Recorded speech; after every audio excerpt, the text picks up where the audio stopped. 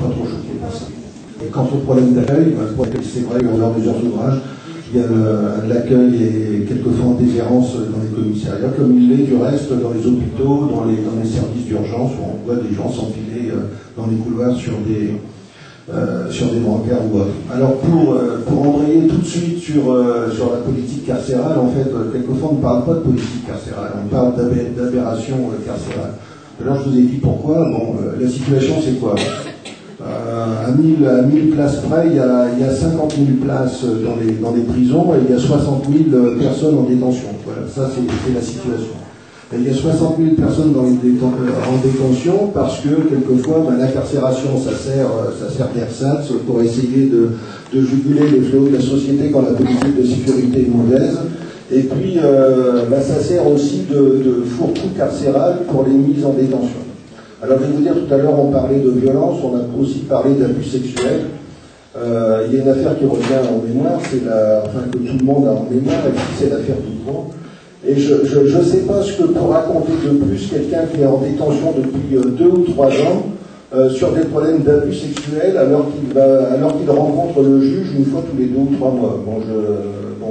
3 ans après, qu'est-ce qu'il peut encore dire de plus quand il y a eu 5 confrontations et une dizaine d'auditions?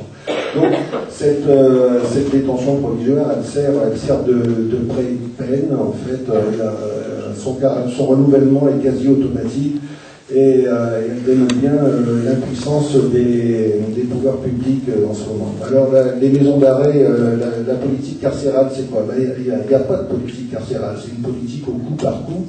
C'est une politique qui est aussi en déshérence. Il y a 3 ans, et récemment, le commissaire européen aux droits humains a visité les prisons françaises. Il a dit qu'on avait un système carcéral féodal.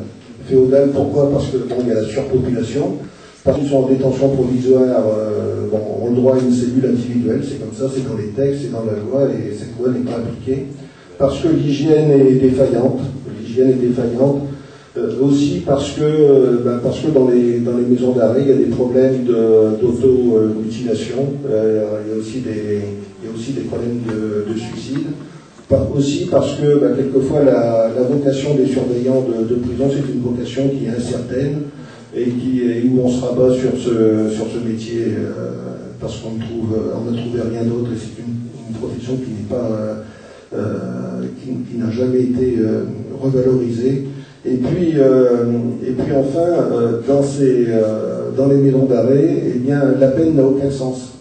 Une peine n'a pas de sens si la sanction est appliquée plusieurs années après les faits.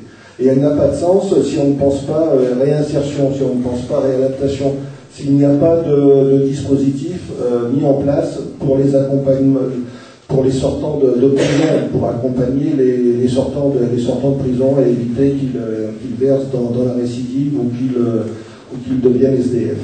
Donc voilà un peu la situation telle qu'on peut la rencontrer, et le débat qui est en question.